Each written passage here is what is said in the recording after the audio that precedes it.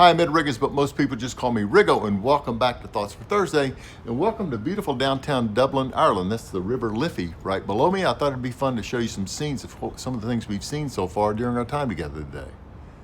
I don't mean to imply that there are only 3 questions to ask yourself during negotiation, or even that these are the best questions. But I will tell you, I wish somebody had made this list for me 30 years ago. To be clear, these are not checklist questions that you ask yourself at the beginning. They're questions to constantly have running in the background like antivirus software while you're negotiating. These will be usually most useful mostly in a business context, and particularly when the stakes are high. Question 1, should I speak up or shut up? This is an easy one. Most of the time we should shut up. It's a cliche to say we've been given 2 ears and 1 mouth, and a cliche for a reason. I cannot understand best how to proceed if I don't first understand the emotional state of my counterparty and the context in which they're operating.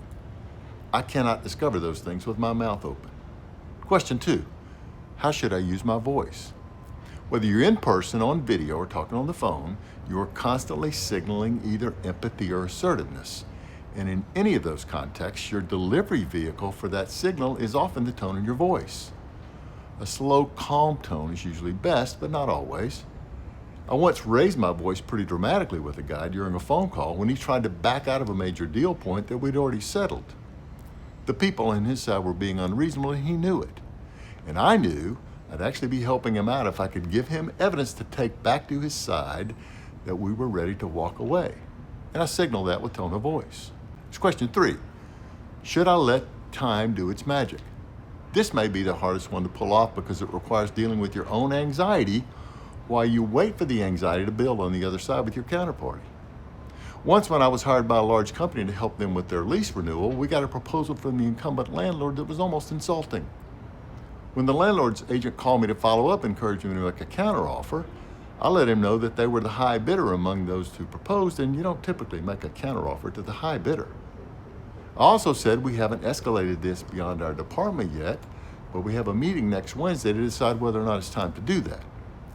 Then I politely said goodbye, hung up, and called everybody on my side to tell them we were going quiet for a week. I knew the silence had done its magic when I saw the area code of the incoming call the following week in advance of the Wednesday meeting I told him about.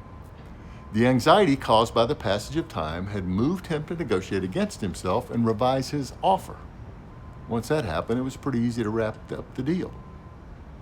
Should I speak up or shut up? How should I use my voice? Should I let time do its magic? 3 great questions to ask constantly and to keep top of mind. Thanks for joining me. Doors closing.